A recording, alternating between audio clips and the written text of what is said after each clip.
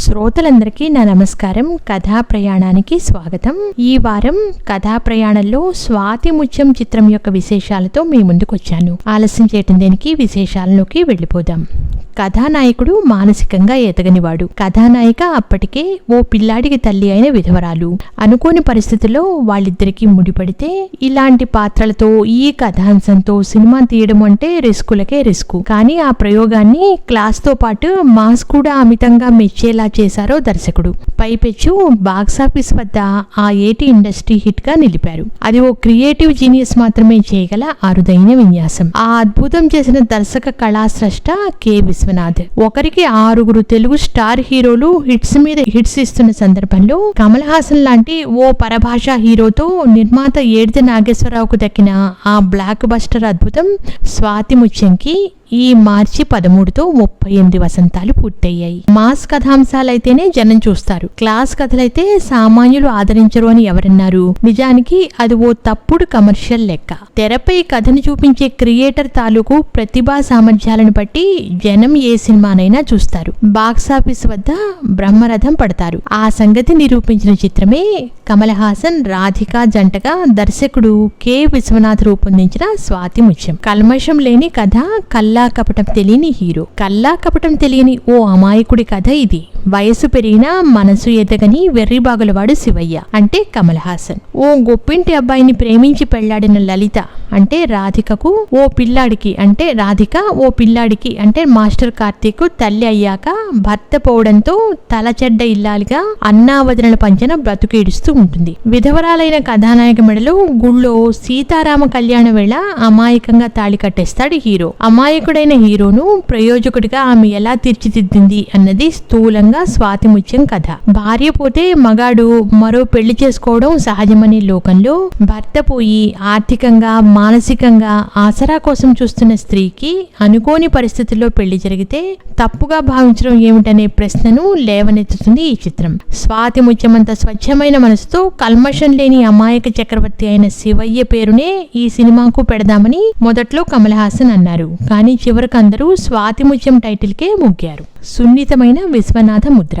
మద్రాస్తో పాటు మైసూరు, రాజమండ్రి, తొర్రేడు, తాడికొండ, పట్టిసీమ ప్రాంతాల్లో షూట్ చేసిన ఈ సినిమాకు కమల్ హాసన్, రాధిక తదితరుల నటనతో పాటు ఇళయరాజా సంగీతం, రీ రికార్డింగ్ ప్రాణం పోశాయి. చిన్నారి పొన్నారి కిట్టయ్య, సువ్వి సువ్వి సువ్వాలమ్మ, రామ కనవేమిరా, ధర్మం శరణం గచ్చామి, మనసు పలికే మౌనగీతం పాటలు ఆల్ టైమ్ హిట్స్. ముఖ్యంగా మనసు పలికే మౌనగీతాన్ని అమాయకుడైన హీరోకు హీరోయిన్ పరిచయం చేసి కానరాని ప్రేమకు ఓనమాల దిద్దే సన్నివేశాన్ని, ఆ ప్రణయ గీతాన్ని విశ్వనాథ్ సున్నితమైన శైలిలో అసభ్యతకు తావు లేకుండా అద్భుతంగా తీర్చిదిద్దడం గమనార్హం. ఆ పాటతో పాటు సినిమాలోని చాకలి సుబ్బులు, వెంకటస్వామి పాత్రల్లో దీప, ఏడిది శ్రీరామ్ కూడా గుర్తుండిపోతారు. ప్రతి సినిమాలో లాగానే స్వాతి ముత్యం పాటల రచనలోనూ విశ్వనాథ్ హస్తం ఉంది. ఆడామగా తేడా తెలియని హీరో చిన్నపిల్లాడి మనస్తత్వం తెరపై ఎస్టాబ్లిష్ చేయడానికి విశ్వనాథ్ అప్పటికప్పుడు అనుకుని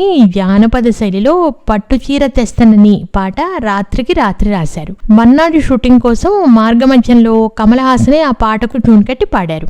ఆ వెర్షన్ తోనే షూటింగ్ చేశారు. తర్వాత బాలు, శైలజలతో పాడించారు. ఇక వటపత్ర సాయికి పాట, పల్లవి, లైన్లు కథా చర్చలో భాగంగా సినారేకు స్నేహపూర్వకంగా విశ్వనాథ్ సమకూర్చినవే. అదే పాట సినిమా చివరిలో విషాదంగా వస్తుంది.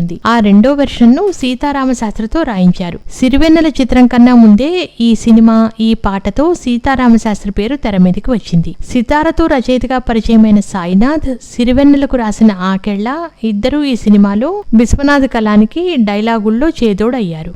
ఎంవి రఘు ఛాయాగ్రహణం అందించారు. 100 రోజుల వేళ. అప్పట్లో హైదరాబాద్, కాకినాడ, బెంగుళూరు లాంటి కేంద్రాల్లో మెయిన్ థియేటర్లతో పాటు సైడ్ థియేటర్లలోనూ స్వాతి ముత్యం 100 రోజులు ఆడింది. ఆ రోజుల్లో 35 థియేటర్లలో మధ్యలో గ్యాప్ లేకుండా శతదినోత్సవం చేసుకున్న ఏకైక సినిమా ఇదే. ఏకంగా 11 కేంద్రాలలో డైరెక్ట్ గా స్వాతి ముత్యం శతదినోత్సవం జరుపుకుంది. పలుచోట్ల 25 వారాలు అంటే రజతోత్సవం దాటి ప్రదర్శితమైంది. బెంగుళూరు, మైసూరులో ఏడాదికి పైగా ఆడింది. కలెక్షన్ల రీత్యాను ఆ ఏడాది ఇండస్ట్రీ హిట్ ఇదే. దాదాపు అన్ని సెంటర్లలో ఆ ఏడాది హైయెస్ట్ షేర్ వసూలు చేసిన బ్లాక్ బస్టర్ కూడా ఇదే. 1986 జూన్ 20న హైదరాబాద్ దేవి థియేటర్ లో జరిగిన శత దినోత్సవానికి యాదృచ్ఛికంగా ఎన్టీఆర్ఏ అప్పుడు సీఎం స్వయంగా ముఖ్య అతిథిగా హాజరయ్యారు. ఉత్తరాది నుంచి దర్శక నిర్మాత రాజ్ కపూర్ వచ్చారు. విశ్వనాథ్ ఏడిదా జంట నుంచి దేశం గర్వించే మరిన్ని చిత్రాలు రావాలి అని కళాపిపాసి అయిన ఎన్టీఆర్ ఆకాంక్షించారు.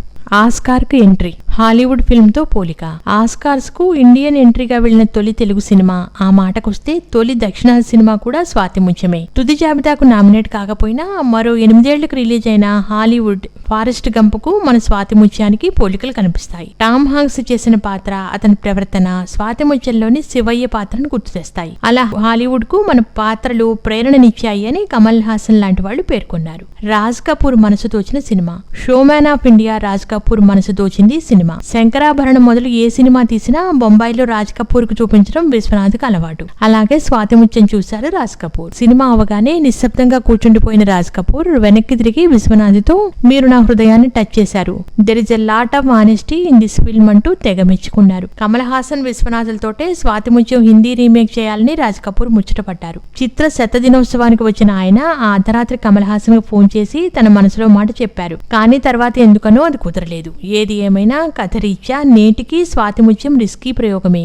కానీ విశ్వనాథ్ 1కి 2 భారాన్ని తలకెత్తుకుని విజయ తీరం చేర్చడం మన తెలుగు సినిమాకు మరపురాని మహాఘనత. క్లాస్ మాటున మాస్ డైరెక్టర్. భారతీయ సినీ రంగంలో ప్రయోగాలకు ప్రయోగశీలులకు కొరత లేదు. సచిజ్ రే, హృషికేశ్ ముఖర్జీల నుంచి తమిళ శ్రీధర్, మలయాళ అదూర్ గోపాలకృష్ణన్, కన్నడ పుట్టన్న కణగల్ దాకా ఎంతో మంది కళాత్మకంగా రిస్కీ కథలతో ప్రయోగాలు చేశారు. అయితే సహజంగానే ఆ ప్రయోగాలన్నీ విమర్శకుల ప్రశంసలకే పరిమితం, పెద్దగా ఆడవు. ఒకవేళ ఆడినా బాక్సాఫీస్ బ్లాక్ బస్టర్ అయిన సందర్భాలు అరుదు. కానీ మన తెలుగు దర్శక ఆణిముత్యం విశ్వనాథ్ మాత్రం ఆ విషయంలో అందరినీ ఆశ్చర్యపరిచారు. అటు సంగీత ప్రధానమైన శంకరాభరణమైన, ఇటు సామాజిక కోణం ఉన్న స్వాతి ముత్యమైన క్లాస్ కథాంశాలతో కమర్షియల్ గాను మాస్ హిట్లు సాధించారు.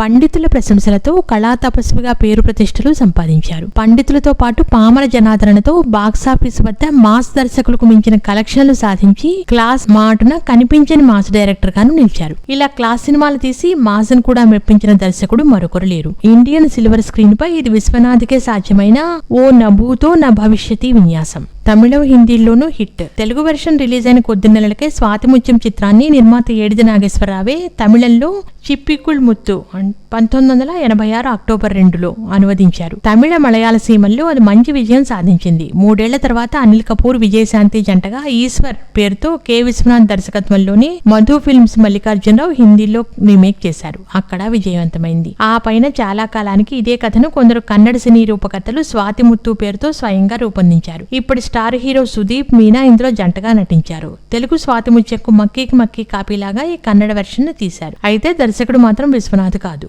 కమల్ హాసన్ మేనరిజంనే మళ్లీ కన్నడ వెర్షన్ లోనూ పెట్టారు. ఇళయరాజా సంగీతాన్ని వాడుకున్నారు. కానీ అచ్చం జిరాక్స్ కాపీ తీసినట్టుగా రీమేక్ చేయడంతో కథలో ఆత్మ లోపించింది. దాంతో కన్నడ వెర్షన్ అనుకున్నంత జనాదరణ పొందలేదు. మాతృకను చూడకుండా అదే తొలిసారి చూడడమైతే ఓకే, కానీ ఒకసారి ఒక కథను చూసేసిన ప్రేక్షకులు ఆ తర్వాత దాన్ని యథాతథంగా మరొకరు తీసే ప్రయత్నాన్ని పెద్దగా హర్షించరు. కథనం, పాటలు, సంగీతం ఇలా అన్నిటిలోనూ మాతృకతో పోల్చూసి విమర్శిస్తారు. ఇది నా ఇన్నేళ్ల అనుభవం అని విశ్వనాథ్ వివరించారు. బెంగుళూరు సహా కన్నడ సీమలోనూ తెలుగు స్వాతి ముత్యం బాగా ఆడడంతో తీరా కన్నడంలోకి అదే కథను రీమేక్ చేసినప్పుడు ఆ మాతృక ఘన విజయం పెద్ద ఇబ్బందిగా మారింది. చిరు పాత్రలు అల్లు అర్జున్. శంకరాభరణం చిత్రాన్ని తమిళనాడు విడుదల చేసిన మేజర్ సౌందరరాజన్ అక్కడ ప్రముఖ నటుడు ఏడిది నాగేశ్వరరావుకు స్నేహితుడు. సౌందరరాజన్ తొలిసారిగా తెలుగు తెర మీదకొచ్చి ఈ స్వాతి ముత్యంలో రాధిక మామగారి పాత్రలో కనిపిస్తారు. సినిమాల్లో హీరో అవుదామని వచ్చి నటుడుగా చాలా పాత్రలు చేసి నిర్మాతగా స్థిరపడ్డ ఏడిదే ఆ పాత్రకు తెలుగు డబ్బింగ్ చెప్పడం విశేషం. రాధిక కొడుకుగా జానపద హీరో కాంతారావు మనవడు పెద్దబ్బాయి ప్రతాప్ కొడుకు మాస్టర్ కార్తీక్ నటించారు. కమల్ హాసన్ మనవడిగా అల్లు అరవింద్ కుమారుడు అల్లు అర్జున్ తెరపైన కనిపించడం విశేషం.